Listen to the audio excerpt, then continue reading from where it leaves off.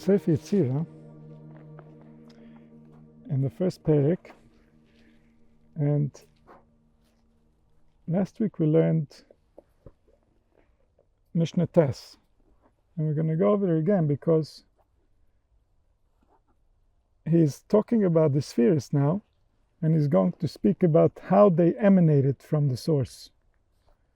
And we learned a few Mishnahs back about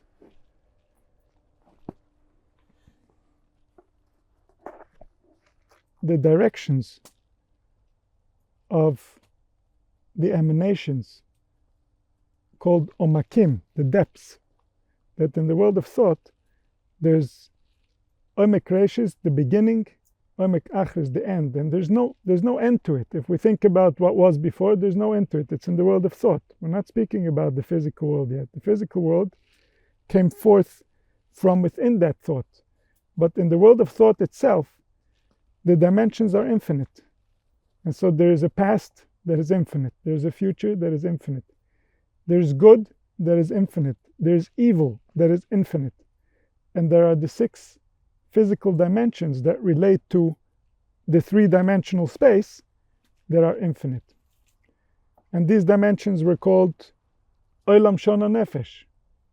Olam, the 6 dimensions of space. Shona, the depth of the past and the depth of the future. And Nefesh, the depth of the soul, which is the depth of good and the depth of evil. And so now we're going to speak about how did these dimensions emanate from the source. And we learned about these 10 dimensions as the 10 emanations, the 10 spheres. And there were different ways of describing which spheres are time, which spheres are space, and which spheres are soul, consciousness. And so also here there's different ways of going about these because he doesn't call them by name, not in the depths and not in the description of the emanations, as we will see. And this might be because each sphere can represent every depth, because they interact with each other in such a way that when we want to learn this wisdom, in order to gain access to the real nature of the spheres, we should try on every depth on each sphere. How is Keter the beginning? Oh, that's simple, it's the first sphere. How is Keter the end? Oh, because in order for there to be a Keter, in order for there to be a will, the end was already thought about. That's why the will came forth. The will doesn't come forth, I want there to be a Keter, I want there to be a will. That's not the will. The will is, I want there to be a result, I want there to be a malchus. And so within the Keter is the end. How is the Keter the ultimate good? Oh, that's simple. The Keter is all the good. Every will, there's no restriction within the Keter. And so therefore, the Keter is only good. The Keter has more good than any of the other spheres, because all the other spheres are going to measure it out. Measure out what? The good. Which good? The good that was in the Keter. How is the Keter the ultimate evil? Because the Keter is the entire will. There's nothing that exists outside of the Keter. And so if there is evil, there must be evil in the Keter. There's the will that under certain circumstances, in order to create the ultimate good, evil shall come forth.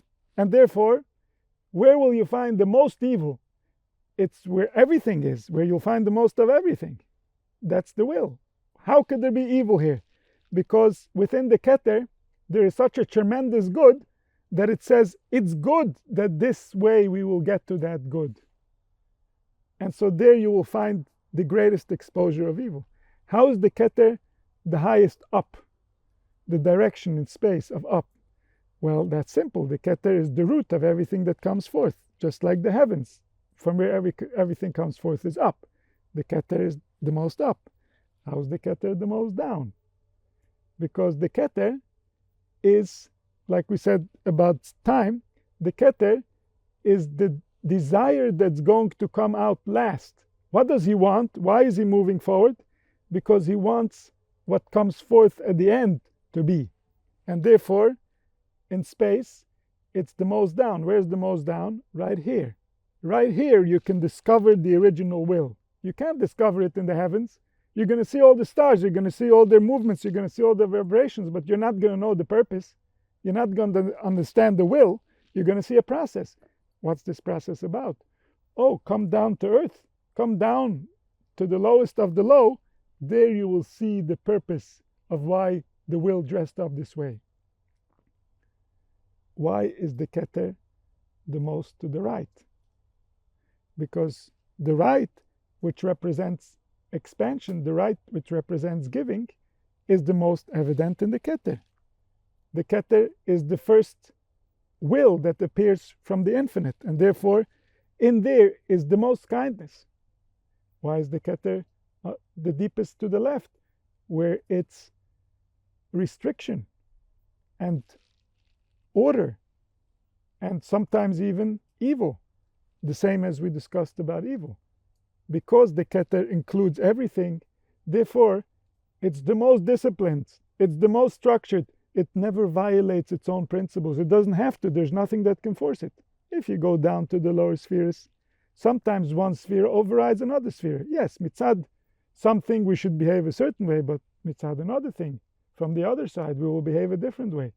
The Gevura might say we must behave this way, we must punish. But the compassion is going to say, no, it's not right to punish. And therefore, there isn't the discipline that its will always come forth. But the Keter, his will always come forth. There's no one that can contradict him. And so we have the left. Why is the Keter the most forward?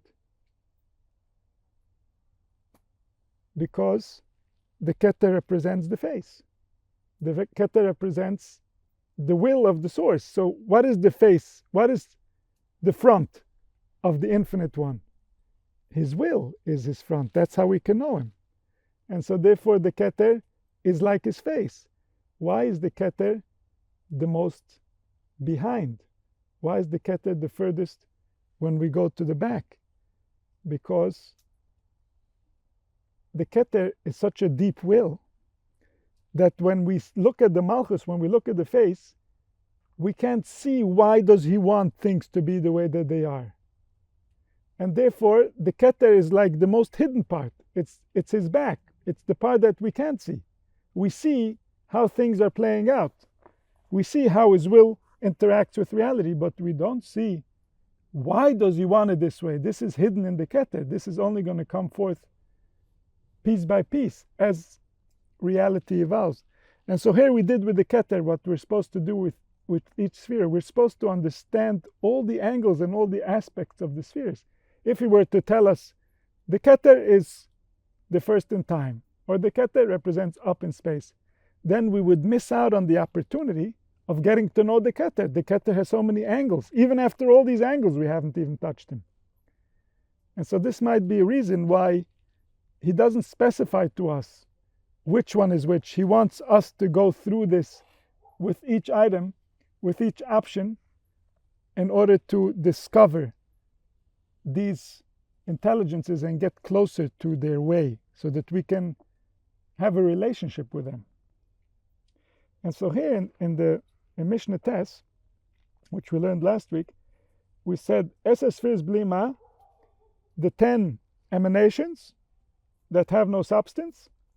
Achas Ruach Elohim Chaim. The first one is the divine spirit.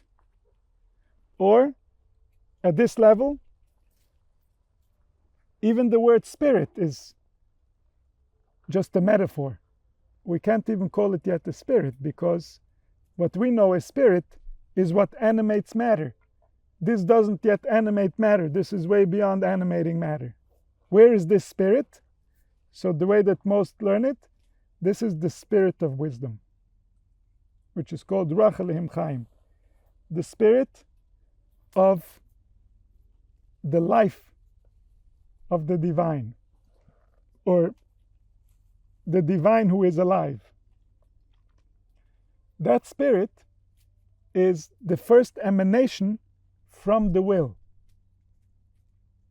So first there was the Keter. We didn't count here the Keter. He's going to count the Keter as one of the directions of space. But the Chochmah is called the spirit that emanates from the Keter. And that's the spirit of the divine life. Baruch and Baruch Shema Shel Chai Olamim. Blessed is the name of the one who dwells and lives within all the worlds. Kol v'ruach v'dibur, dibur zeh ruach HaKodesh.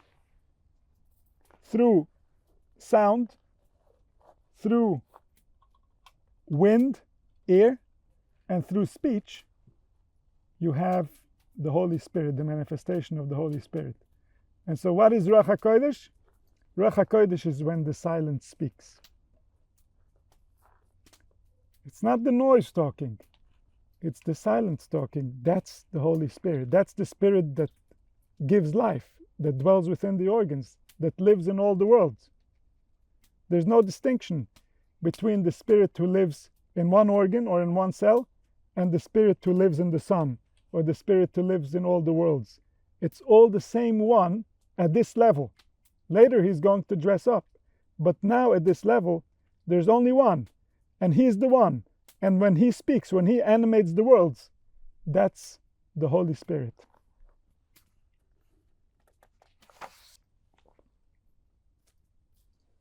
And so this, we said, is the Chochmah.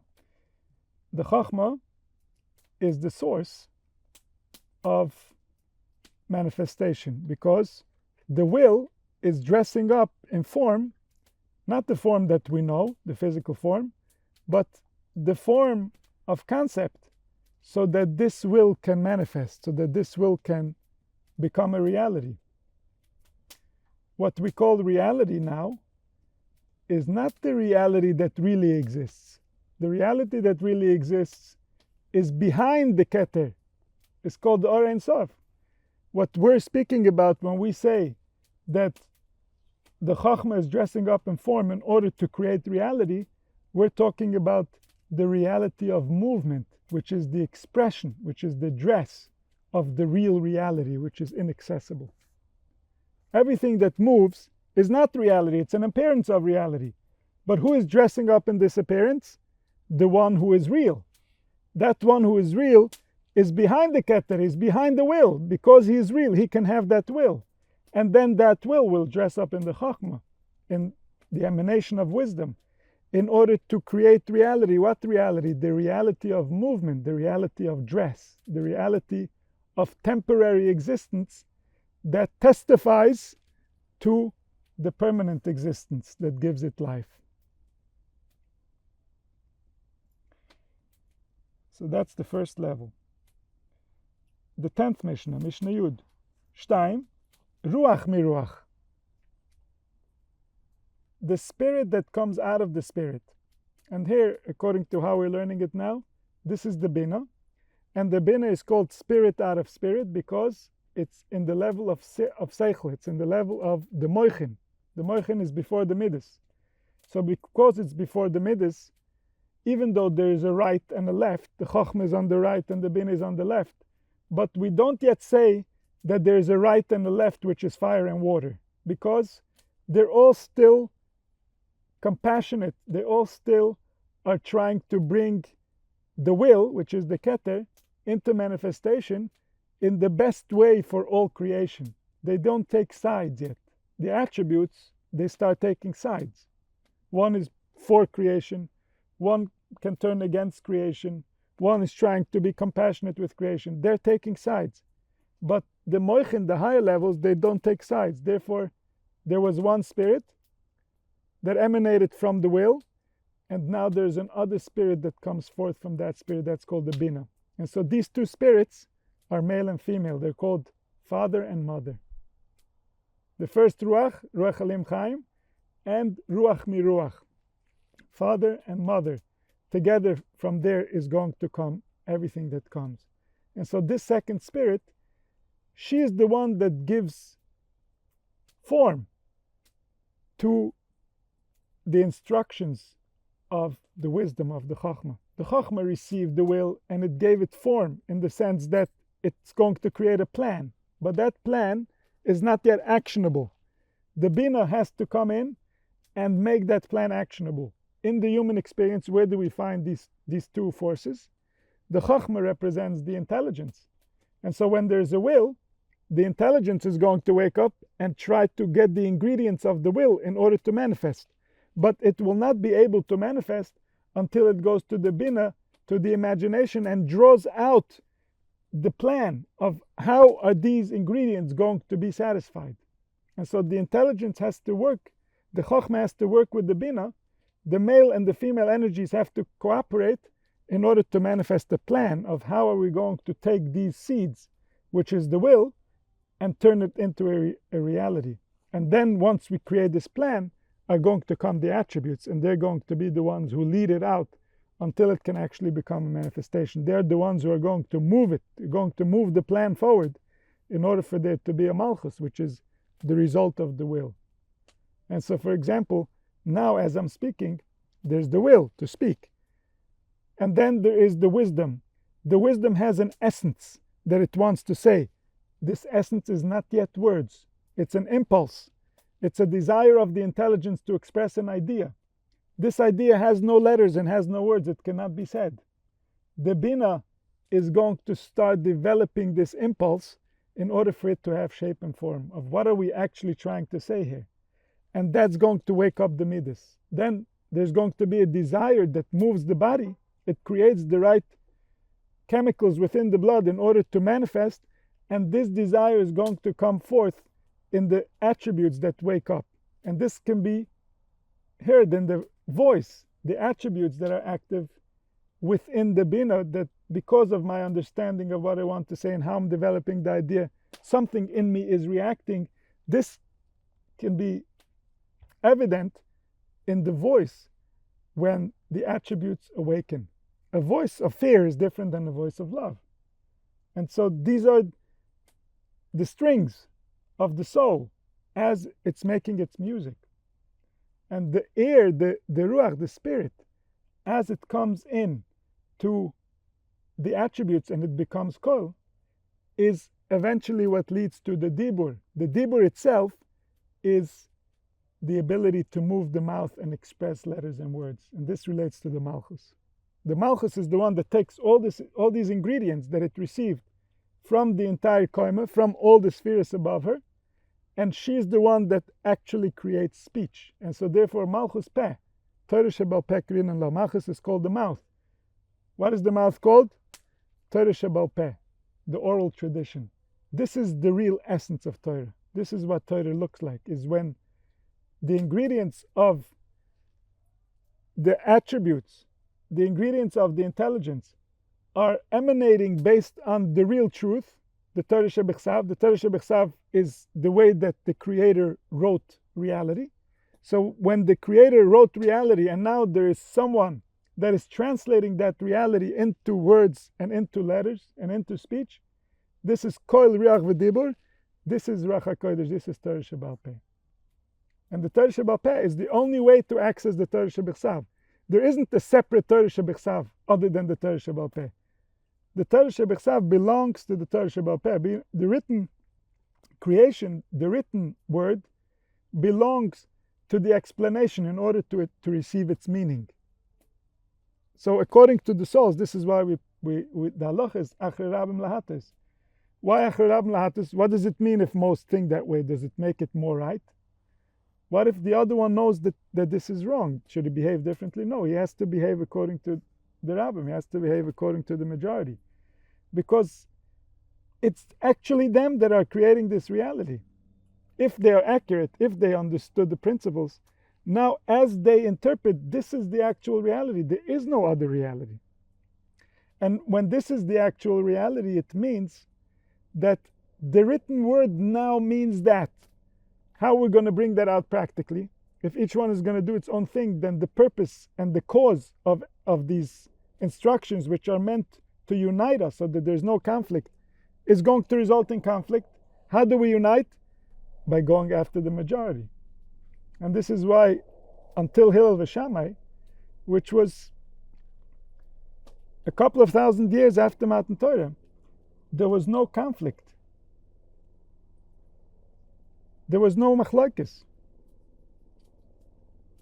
And so this only came to be when there were Talmidim Shalashim Shukal Tzarkan. There were Talmidim who didn't understand the nature of Torah Shebal Peh. They didn't know how to follow it accurately, and therefore conflict came into the Torah. And this separated Klal Yisrael into many different Torahs. And still, they coexisted very nicely in the beginning. And then later came sects of Judaism that don't coexist nicely at all, because this is all because the essence of the oral tradition has been forgotten. And therefore it's no longer the oral tradition, it's no longer the silence talking, it's the noise making more noise. And so here, when it becomes the Bina, it's called Shtaim Ruach Miruach, and there, on this level, Chokag v'chotzav bo 22 oisius, Yisoid, Sholosh Ames v'sheva kefilis, 12 peshitas v'ruach achas mehen. And so,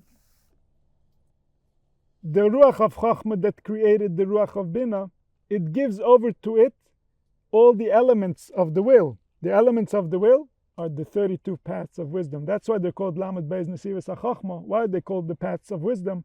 Because this is the seed that the wisdom gives to his female to develop. This is the essence, the 32 paths that the Chachma gives to the Bina. And the Bina is going to now manifest. And so when it's giving this to the Bina, within it, there is the spirit of the Bina itself. She is receiving her own spirit within these 32 paths. And so it says, 22 oisius, 22 letters, Sholosh Ames, the three mothers, V'sheva Kfules, the 7 duplicates, 12 pshutas, the 12 simple ones, and we're going to learn about all these. There's a chapter on each part. And then V'ruach achas mehen, the spirit itself is one of these. And so when she receives also about what went on before her. So for example, she's receiving 32.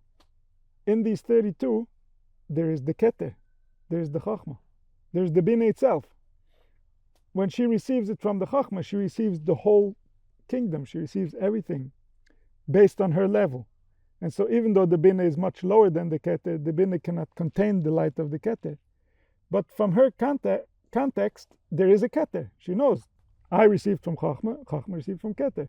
And so she receives that information. She has that as part of the structure that is going to manifest. And so she receives all these, and then she's going to develop from this. She's the mother of the children. The children are going to come out of her. 6 boys and 1 girl. 6 midas, and the Malchus, the manifestation itself, which is called a daughter. This correlates to Yakov and Leah. Leah represents the Bina, Rachel represents the Malchus. And Leah, which is the Bina, she gives forth 6 children and a daughter. Reuven, Shimon, Levi, Yehuda, Issachar, Zevulun, and the daughter Dinah. These are the 6 midas and the Malchus. So it says, we're going to look now on the Ravid on this Mishnah. Chotzav ba'achov be'ezoysi shel Torah v'hem nechkeku b'sivuv agalgol echad achar echad. And so there's a galgal, it's like a wheel. And the wheel receives the letters one after another. And in this wheel, the letters are constantly receiving new formations, new permutations. This wheel is also within us. Like even now, the words that are coming forth from this galgal, from this wheel, from this sphere of intelligence that's juggling letters. But when I'm speaking, especially if I'm speaking in English, then the wheel is not expressing itself as the wheel, because it's not really turning these letters that I'm expressing with my mouth. There's a translation between the letters that the wheel is turning, which relates to my organs and relates to the ideas that I'm presenting, and the letters that I'm pronouncing, which is the sounds that are coming out of my mouth in order to say these ideas.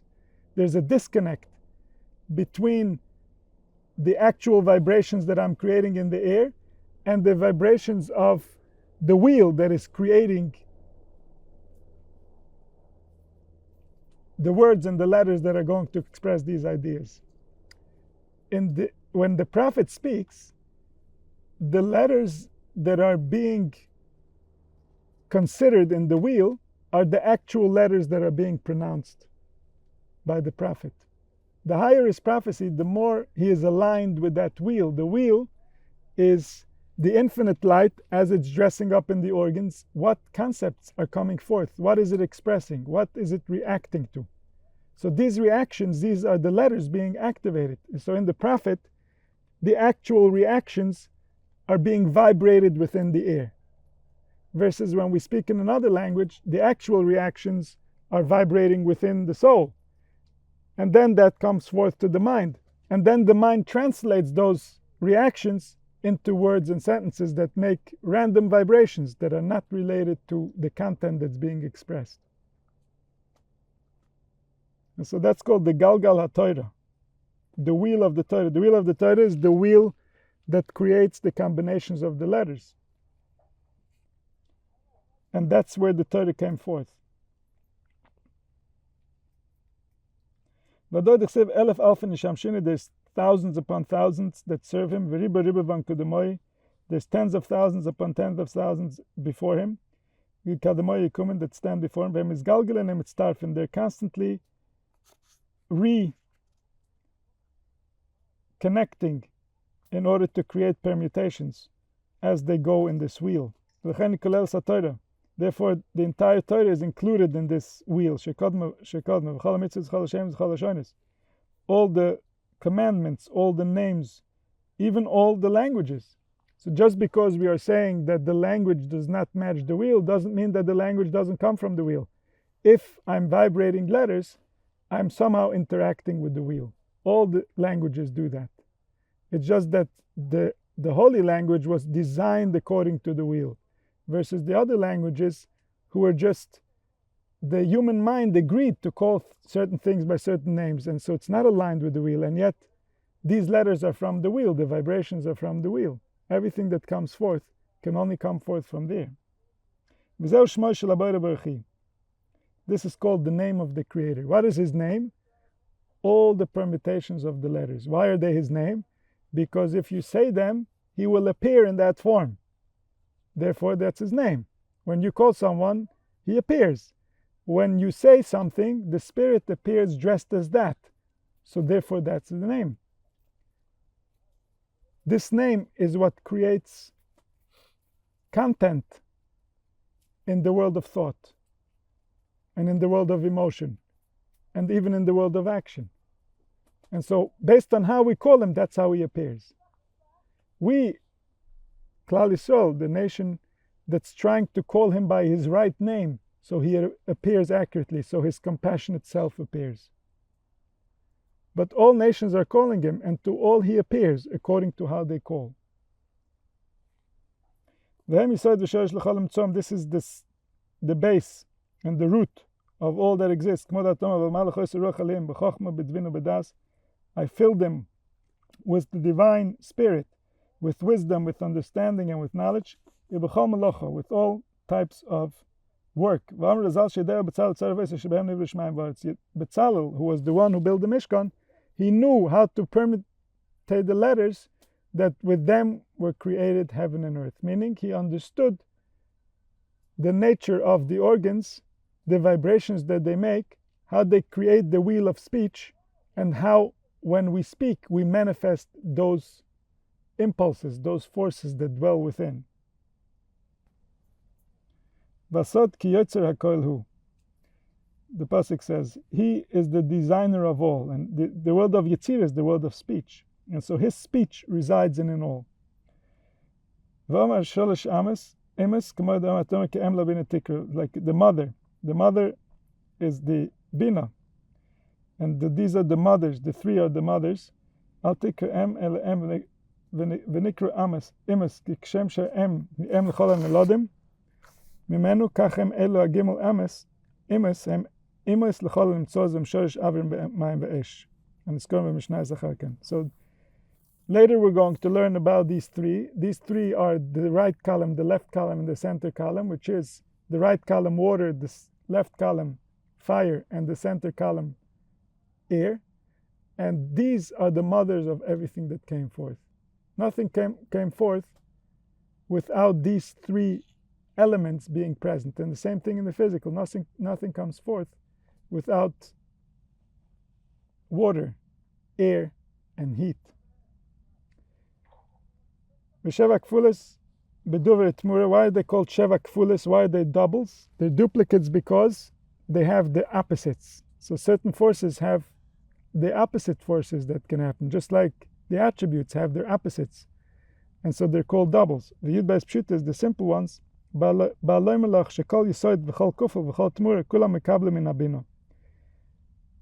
Every foundational letter, every duplicate letter, and everything that can come out of them, even the opposites, they are all receiving from the bina, from what's called the mother, and nikres ruach miruach, which is the spirit that came out of the spirit of wisdom. V'nikret mi, the name in the Kabbalah we call it mi, shenemeret mi noyatz vayivineu, who gave advice and understood it. V'omar mi tikenes ruach Hashem, who knows how to balance and establish the spirit of the divine. So ruach Hashem mamish ve'em chochmeh bina v'oven zeh. Chochmeh and bina are united as one, the spirit of the divine, that as it comes forth in order to create.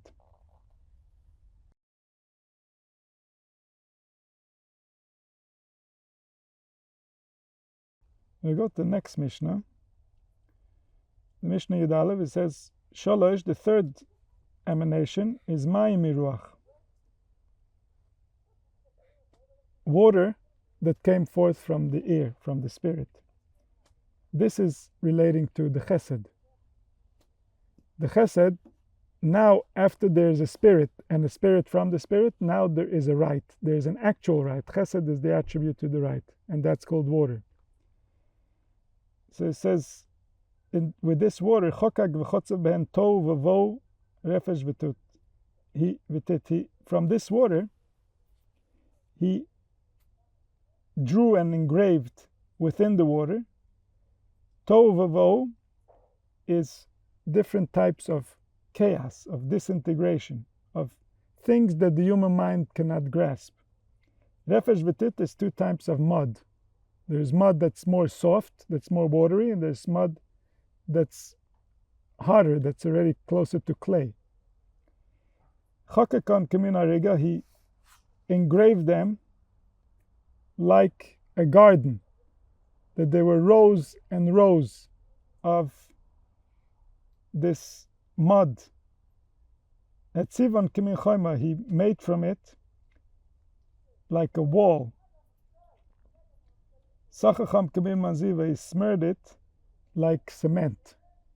This all relates to the attribute of kindness, that the attribute of kindness, which is the source that builds all, with this desire to kindness, which is the water, he is building the entire palace. Where do we see this in our experience?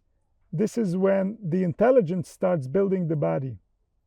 And so the body, in the beginning, is a tiny few cells.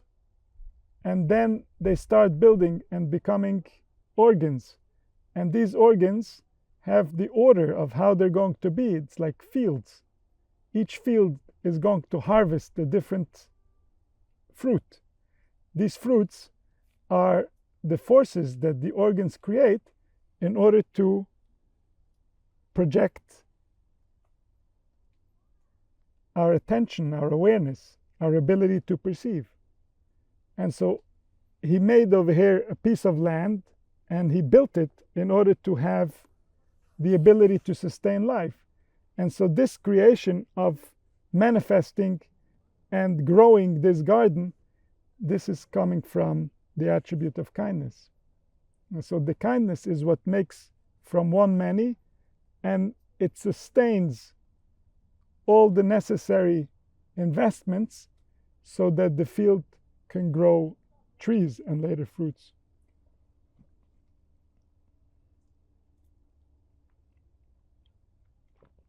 So we're going to learn the Ravid now. Sholosh mayim miruach, water coming from spirit.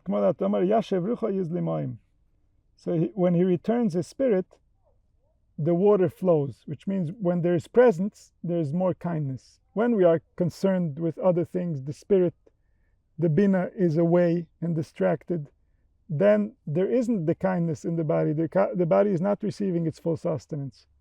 But when he returns his spirit, then the kindness flows, then the chesed is present. So the spirit of the divine floats above the water. What are the water? The water is the attribute of kindness. And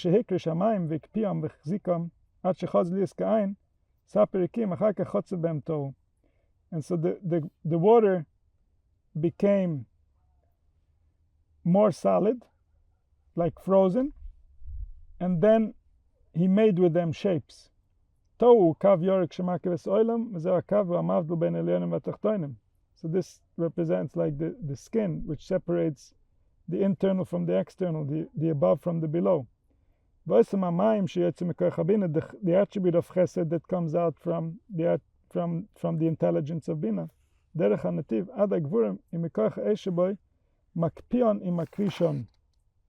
So it says, even though we said that the water is the one that becomes hard, but the water is becoming hard as a result of what's going to come next, which is the fire. The fire actually does this to the water. The water receives its sustenance from above, but it receives its shape and its limitations from below. And the same thing in the seed. When the seed is becoming organs, it's the heat that is giving it form. The heat gave the form to the seed in order for it to emerge from the male and into the female, and the heat is going to give form to the organs as they're going to grow in order to keep them in the right shape, in the right order. And this is true also for after we leave the womb, that the heat is what keeps the organs in their proper function. If we go out of the right temperature, too high or too low, then the organs can no longer do their functions.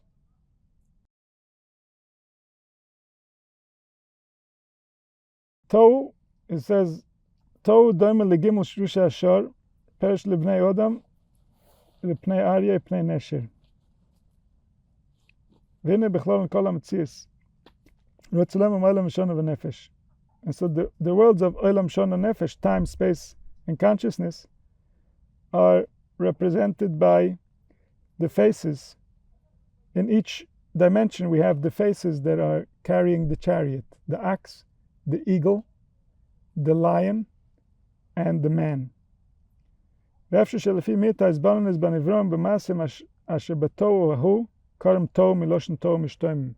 it could be because humans cannot interact with such a great kindness. The kindness that humans interact with is within limitation.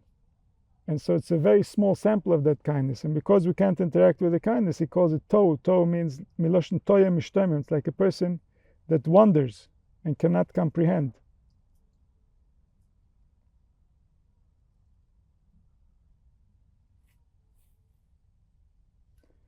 And so it says, it does that when we say tohu, which usually means chaos, we're not talking about a chaos that's really chaotic. It's from our perspective, it's chaotic.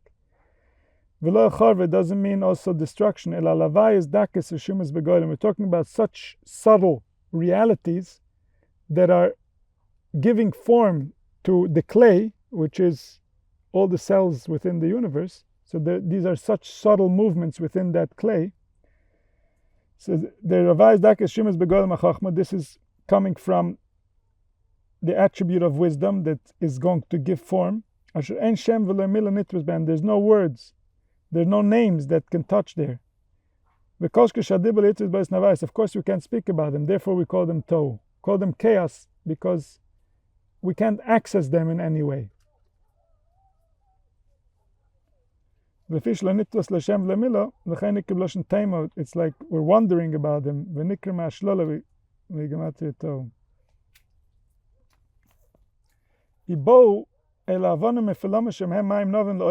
These are the rocks, meaning when this kindness comes forth, it comes forth in a way that it reveals itself through the energy fields that form as a result. And from there, it's constantly flowing. So within our organs, there's constantly a kindness flowing that keeps them going, that keeps them alive. If this kindness didn't flow, then our organs wouldn't have the juice in order to continue the way that they need.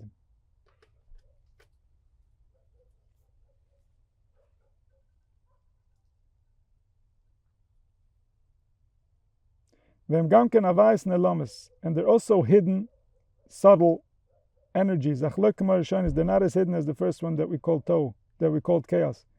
The vice of Tohu, they are really invisible and we can't perceive them.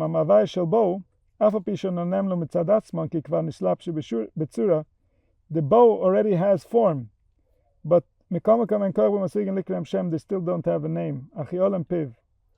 There's no way to describe them. Because bow means that the form is dressing up in matter. Within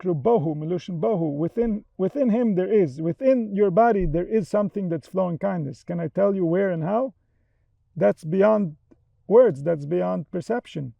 But yet it is there because that's why there's a body. If it wasn't there, there wouldn't be.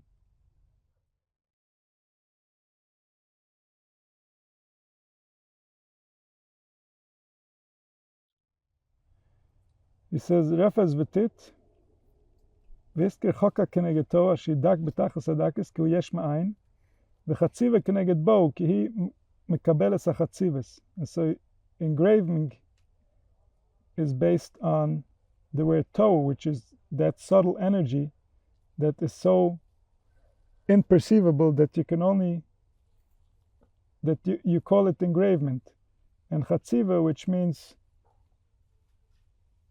when he's already, like Hakika and Chatziva relates to one who is trying to gain access to a rock. He's trying to carve a piece out of a rock. So first he marks his piece, that's called Hakika. That's the engraving. And then he actually removes the rock through Chatziva, by taking it out of its place. And so by Chatziva, he's already taking pieces apart after the engravement. So where did he do that? In Refesh V'tit. So when it's very watery, it's called Refesh. It's still somewhat transparent. As it starts to become more thick, like cement, nikra tit. שההבדל מקצת המים למעלה וחוקק תוהו בו ממקצת המים אשר הבדלו ליוס למטה שהם שמור של המים העליונים אויסם הקפיא עד שחוז לרפש ותית כדי לחקק במרכז העליונים שיהיה הפנימס לגלגל המים הקפיאים ויקרישם. And so the water is going through different levels of becoming more and more thick in order to build with it a being, in order to build with it a body. And this we know that the human body is mostly water. The human body is built almost entirely from water. This is the water of the chesed. And the fire is giving it form and is giving it order and is giving it the ability to contain the spirit. Chokakan kimun aruga, like a garden. So it says, Chokak berefesh v'tit tator aniske kimun arigas abayisum. He made, from the mud, he made like a garden that has a sweet fragrance. This, like it says in Shir Hashirim, his cheeks are like gardens that have a sweet fragrance. But the lines, as he's preparing to plant within the field, he creates lines. But the he has all these lanes that he's going to plant the seed in them, in order to plant the trees. And so these are correlating to the nesivos, correlating to the lanes that were received by the bina. The bina received from the chachma according to the nesivos, according to the 32 lanes. Now this desire is coming into the chesed. The chesed is actually going to prepare a field where this can grow. And so the human body, which is supposed to give all the different organs that together are going to create the life force, is a combination of fields. Each field is prepared in order to create the right vibration, to create the right note, so together the music can happen. So me'endig mishamala shall call merkava. All this, which is the tzelem Elohim, is according with the higher chariots that are carrying the divine in the higher worlds. So in each world we will find the same forms, but each one in a more subtle variation. The garden are the channels to bring forth moisture to the field, to the garden. Then all the right things are going to grow, the right fruits, the right trees. All this is a result of these tzenoides, these channels, these paths, these pipes through which the life force comes forth. And these we interact with all the time. If, let's say, a person gets offended, it means that these tzenoides, these pipes, have been shut, and now the life force is going to have a more difficult time appearing within that body. So these channels are constantly interacting with us live. This is why when children are young, we have to be very careful how we interact with them, because their channels are still open. Our channels might be already closed. And because our channels are closed, our way of speaking, our noise might actually close their channels. And then for a lifetime, they're going to be lacking access to the life force that wants to spread within their organs, but it can no longer do so properly because some of these channels have been damaged, closed, plugged up.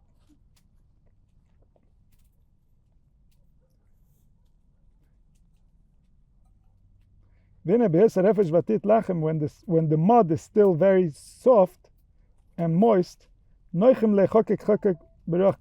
it's easy for the engraving to happen by the Holy Spirit. So everything that exists was engraved in this mud, in this attribute that is giving the substance that is later going to receive form and restriction in order to contain life.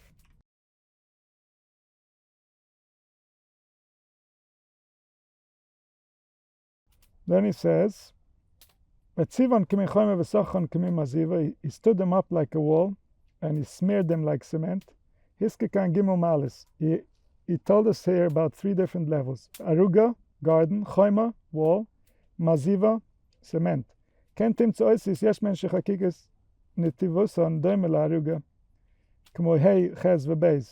in the letters, this relates to the organs, but here's going to give it to us according to how we write these letters in the external world.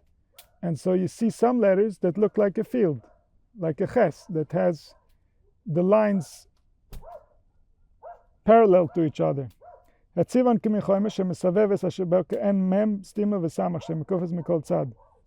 He made them like walls, surrounding walls. This is the mem and the samach. The mem, the mem sofit, is a mem that completely surrounds the air that's within it. And so there, he made it like a wall. Like cement, perish maziva atit vasit sheboinen al gabe aliyah kibinyan aliyah bekroshim ve'etzim nikra tikra. V'binyan ma'ala kroshim ve'etzim rotzulem v'binyan hasid hi amaziva. Ken yesh oisis mekablis ken arigas כמו שין וטס. ויש אויסיס משפיעס כמו בייס והי וחז, כיוצא בהם. ויש מהם דומס כאבנה הבינין כמו אבו והזין והנון הפשיטו. ויש מהם מסכוכוס כמו הרש והחוב וכיוצא בהם. כן קיבלנו פרש במשנה זו. So it says what he received from his teachers is how these different languages, these different words to describe different parts of the building relate to letters and the form of the letters, and how each letter is built out of the mud. And this relates to the organs, that the organs, some of the organs are doing protective functions, some of the organs are doing functions of giving fruits, and so each one has its own purpose. And the purpose is built out of the form and the function of the organ. But then he says, what I think, the way that I would explain, and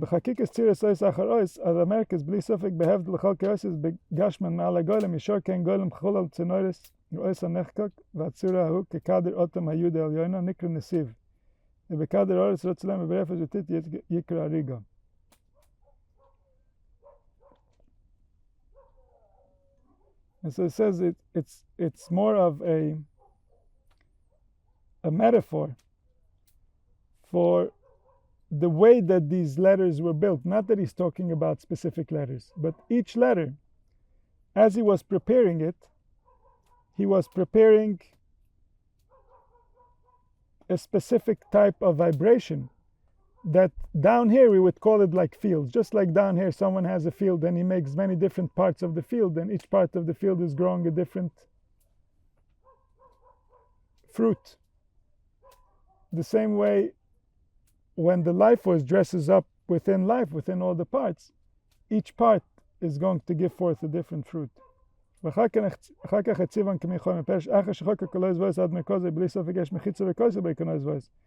so there are separations between all parts. Each organ has its own skin surrounding it. Each part has its own domain, has its own kingdom. And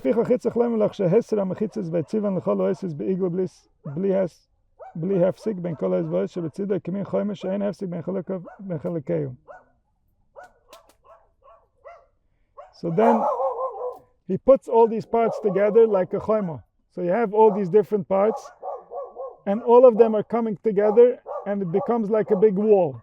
And so now we don't see parts anymore. We see a lot of organs laying together like a wall.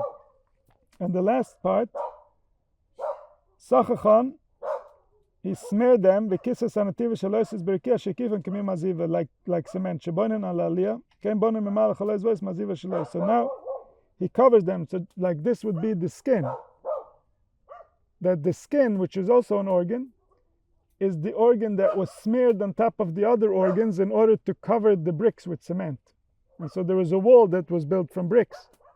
And then there is cement covering them. So what we see one piece, we see a body, we see one chunk of skin.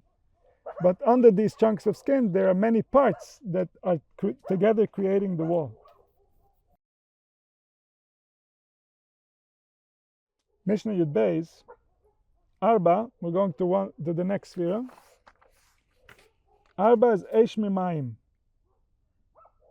Out of the water came fire. This is the Gvura that came out of the Chesed. In order for the Chesed, in order for the kindness to manifest, it needs form. It needs to have some type of a restriction that it can fill with kindness.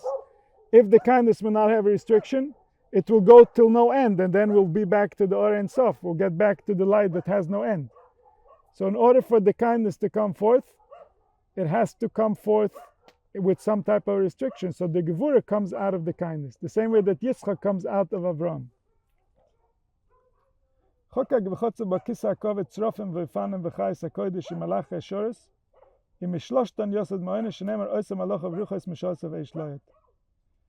And so he, from the Midas HaGvura, from the left, from the fire, he created the throne of glory.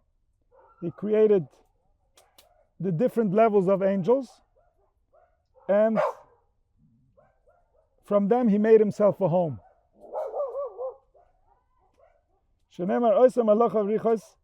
makes his angels into spirits. His servants are flaming fire.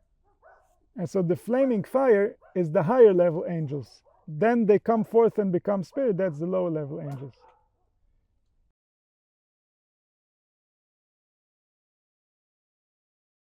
We'll learn the Ravid here.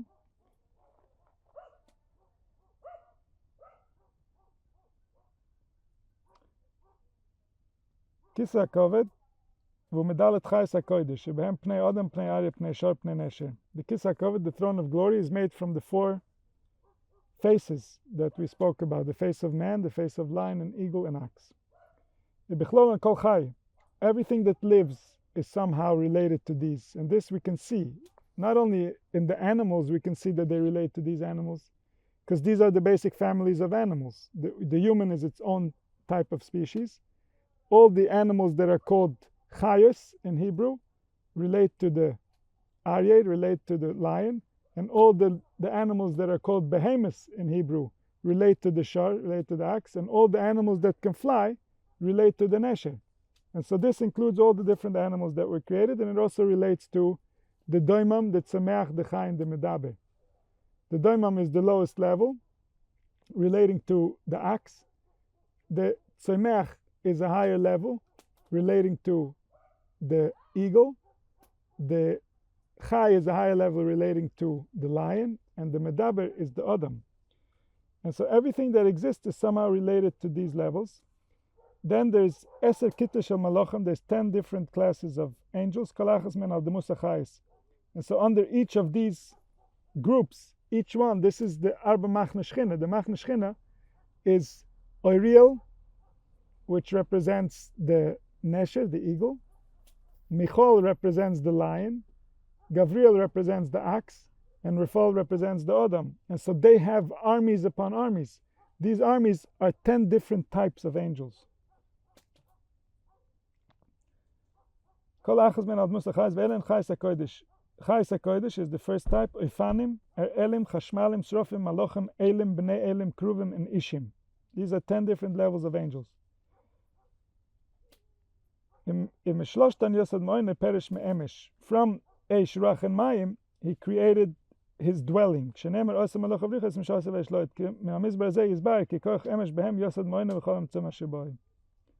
so from the fire, the water, and the air, he created for himself a home.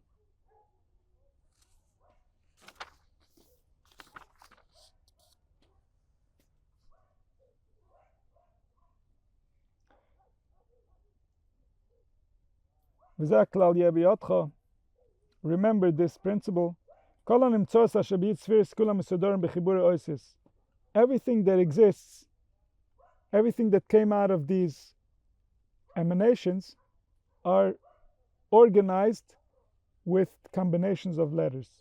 Also the inanimate, also the growing, also the alive, and also the speaking. Everyone is organized from letters. And these letters relate to the categories, and these go back to the throne.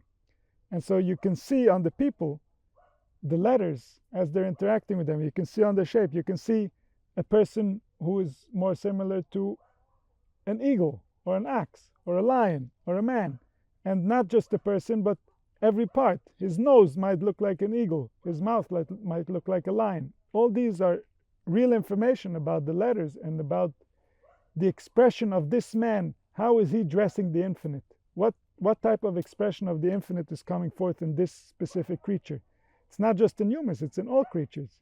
But humans contain all creatures within them. And so whatever we'll find in any of the creatures, we'll also find in the human. How does the Bina give him a form? How does the Bina give a form to this man's nose? Because it needs the Bina to develop in order to give him a tzura. Right? The tzura that we see, the face that we see, the body that we see, this relates to the imagination. And so how does the imagination give a drawing to the intelligence that is beyond any type of shape? This relates to the different letters, and therefore when we will see this person and we will see his nose, we're going to know something about him. But you don't know the person, you've never seen the person, but his nose tells me something about him, even though consciously I cannot explain. His mouth tells me about him. His eyes tell me about him. So I look at the person, I get some type of an impression. of course that impression is going to get dressed up in my noise, and that part is not accurate. And yet, on the level of intelligence, on the level of silence, that impression is telling me something very real about that person. And I know it's real, even though by the time it comes to my mind, it's been filled with noise and it's no longer fully accurate. And therefore we can cause all types of damage by taking our impressions of people as real. Only if we have the level of prophecy, only if we are clean and silent, then our impression of the other person can be accurate.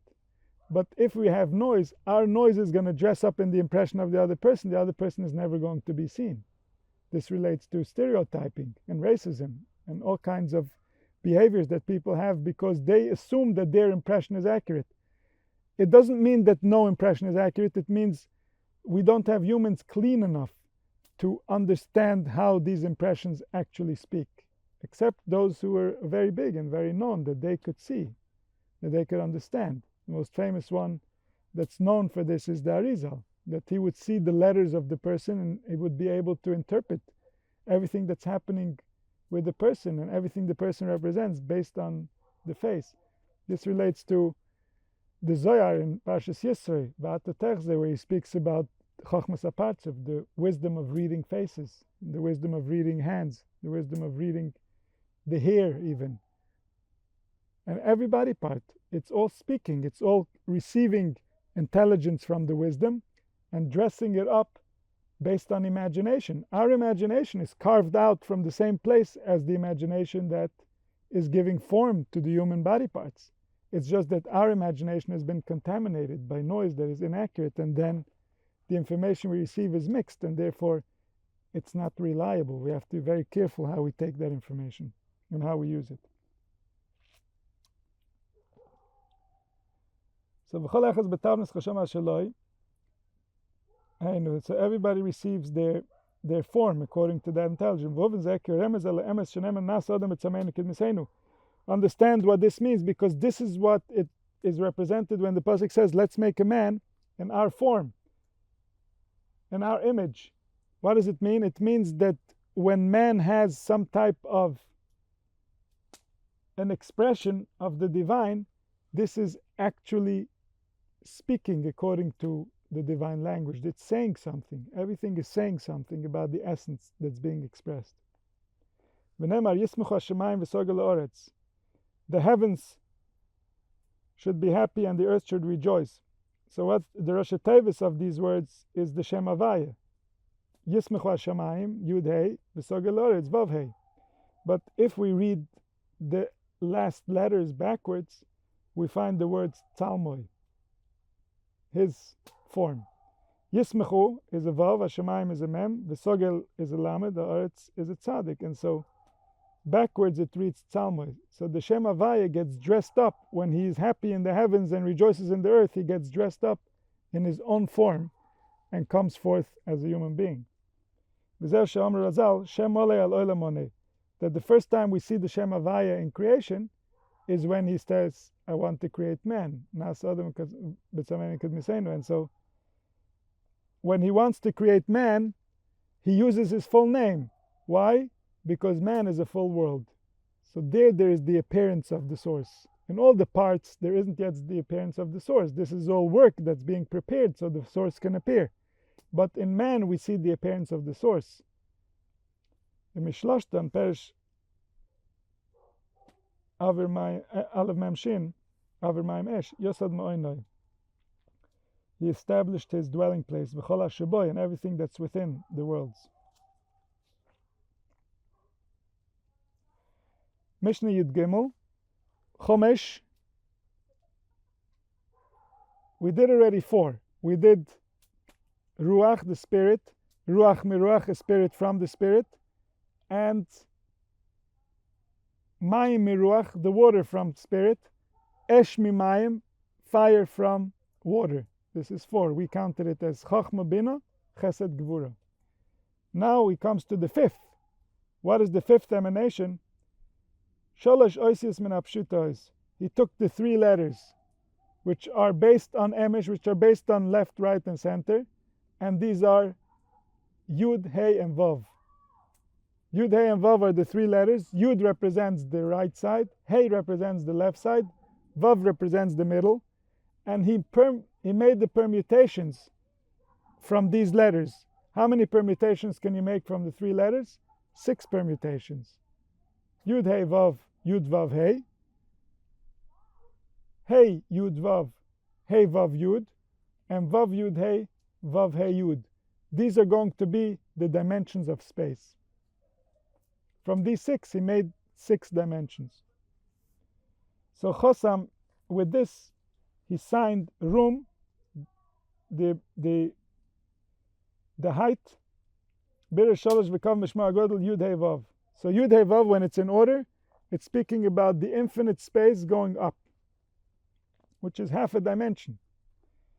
V'Chossam B'Hamshesh K'tzavis Iponu L'Mala V'Chossam B'Yud Hey Vav. And so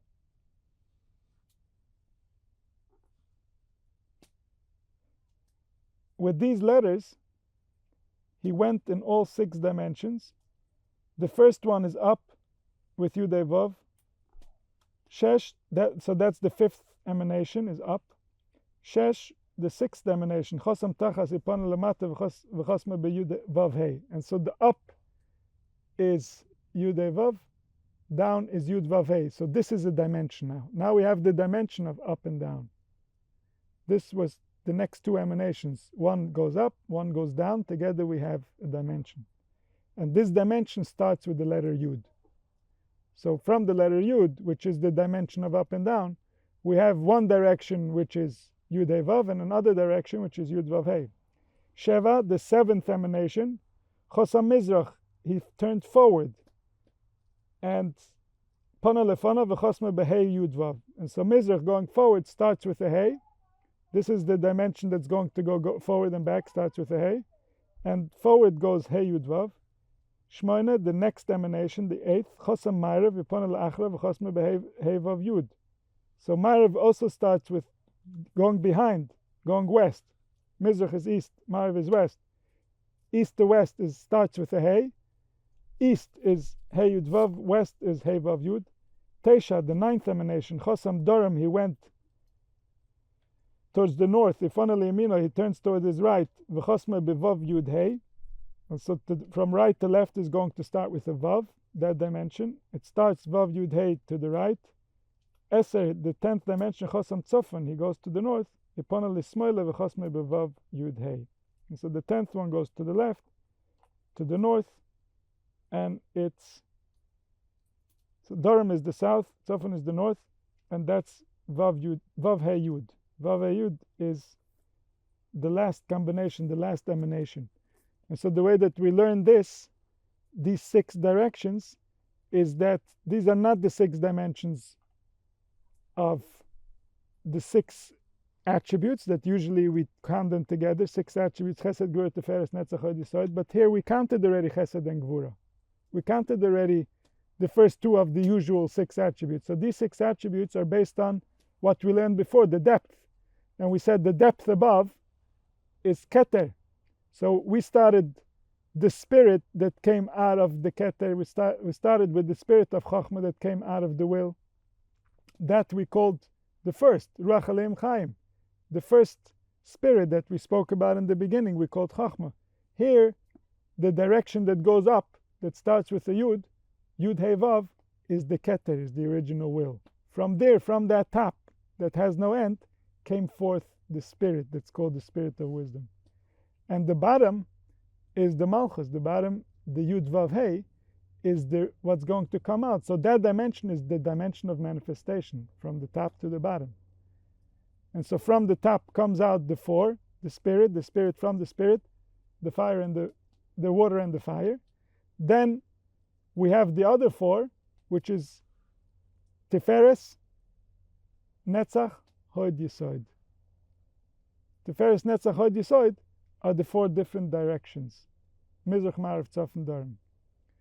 And so Mizrach, he counted Tiferes. East is Tiferes, is the middle attribute of compassion, which is Ruach. The back, he counts Yesod, which is what gives to the Malchus to manifest, so that's behind him.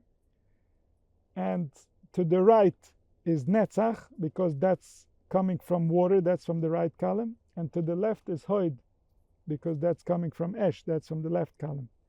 And so Tiferes, Netzach, Hoid Yisoid, is Mizrach Ma'ariv Tzofen Dorim.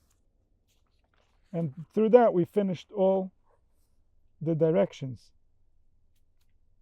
And so he says now, Mishnah Yud Gimel, in the Ravid, Achar she'eskir dal damokam shreshis va'achris tov v'ra, after we did the beginning and the end, the good and the evil, which was, the beginning is Chachma, the end is Bina, the good is Chesed, the evil is Gvura. V'hishvoi sabachdas hashovi igul, he made them all equal. Kikol igul lo'etzir bo nekuda memenu she'teir ila reshisa shel igul v'lo rachisei, v'chein lo'etzir nekuda memenu she'teir ila rachis lo reshis, v'ila nachta bedatcha nekuda achas b'makom echad she'be'igul, v'tekar reshis uchel ani l'kros achris. So within a circle, all points are equal. And so there is no beginning and there is no end within a circle. וכל עומק טוב בסוד הגלגל, כל טוב ולתמצא פשיטה אלה ושיטה ודין שנויטה לרוע מצד. וכן כל רוע נויטה לטוב בשיטה וחסד שנויטה לטוב. לפי כל אלה הצליח להזכיר המוקם של ווב כצובס, אשר כל נמצא מילה סילס לאמורת מהם. And so after we learned about the beginning and the end, the good and the evil, we're learning about the 6 directions, just like we did in the originally when we learned about the dimensions. ואלה הם מעלה מטה ימין ושמאל פנים ואחור. The 6 are up and down, right and left, and front and back.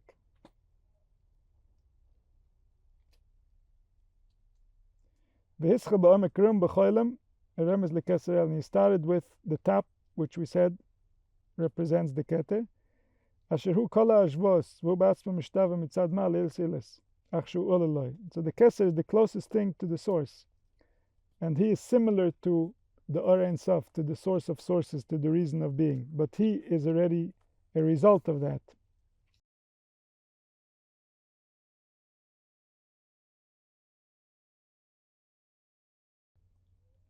והנה התשלם של הספירס הוא יוד ה' והוא בעצמה הקשר שבין לשאר כל הנמצאים.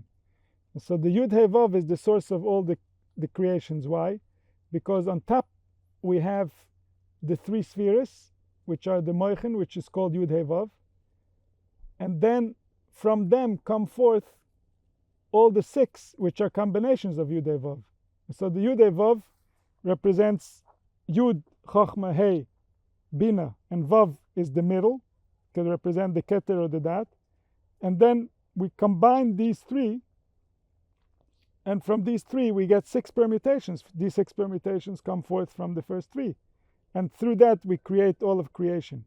And so the Hey, the last Hey, which is the Malchus, she receives from the Yud Hey Vav, which is the 9 spheres. The Yud, the Hey, and the Vav are the original building materials, the intelligence, and then the combinations of Yud Hey Vav, which is the 6 different manifestations, the 6 different permutations, and all these 9 elements are coming out into the final Hey, which is the Malchus, and that through that combination we have the name Yud Hey Vav Hey, which is all of them together. And so the metaphor to this name, which is the relationship between the source and all the beings, is the human being. Ki Adam, the human being, yesh b'sechel min elyonim, he has intelligence that comes from the higher realms.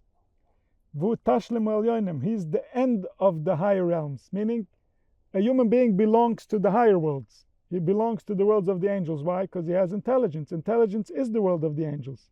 So where's the last place that intelligence makes a stop before it turns into impulses and matter and things that are no longer intelligent, but they are the manifested forces that come into matter? Where's the last stop of the higher worlds? The human being is the last stop, because the human being still has intelligence. So it's called Tashlim Elyonim, Rotzilem Rasichlim. He's the end of the upper worlds because he is intelligent, so he's the last of the intelligent ones.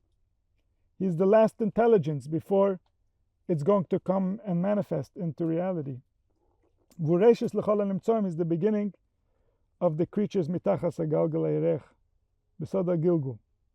So he is the last of the upper worlds, and he's the first of the lower worlds. He's the most complex of all the beings on earth. And so he is, from the higher worlds, he's the lowest. That's called Zonav La'aroyes. He's the tail of the lion. The tail of the lion meaning he's the last of the strong powers called intelligences. And he's the Rosh L'Sholim, he's the head of all the matter. He's in charge of all matter. He's the most subtle. He has access to the most subtle interpretations or expressions of the world of matter. So all the intelligences are going to interact with matter, and matter is going to interact with the intelligences through the interpretation of man. He is the one that has a place in both worlds, and therefore he is the one that is bringing the Shefai, he's bringing forth the life as it's coming from the higher world, from the intelligences, and according to his instruction, it dresses up in the lower worlds, into the worlds of matter.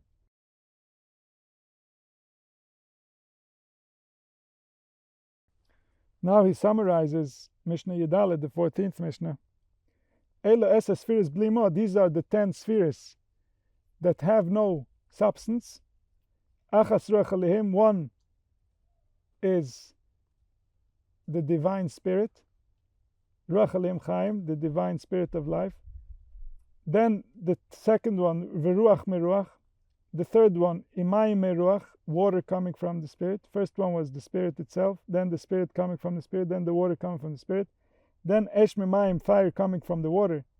Verum, Malo, the height of above, V'tachas, and the depth below.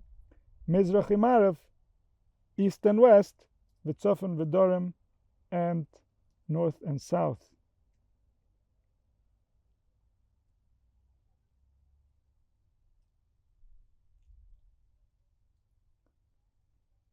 And so here says the Ravid, Yitzvir is Blima, Ruach Alim Chaim is the Chachma, Ruach Miruach is the Bina, Mayim is the Chesed, Esh is the Gvura, Rum, the above is the Keser Elyon, Tachas, the below is the Malchus, Mizrach is the Tiferes, Marav is the Yesod, Tzofan is the Hoid, and Dorim is the Netzach. So east is Tiferes, west is Yesod, north is Hoid, south is Netzach. Just like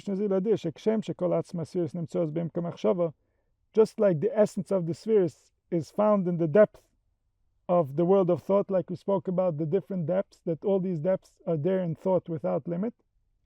So also the world of thought actually exists within the power of the spheres. The spheres exist within thought without limit, and thought exists within spheres, and therefore there is no limit, because these are the forces that create the world of thought. And so they are intrinsic to each other. The world of thought goes without limit based on the spheres, and the spheres exist without limit within the world of thought. And with that, we've concluded the first chapter of Sefer Yetzira.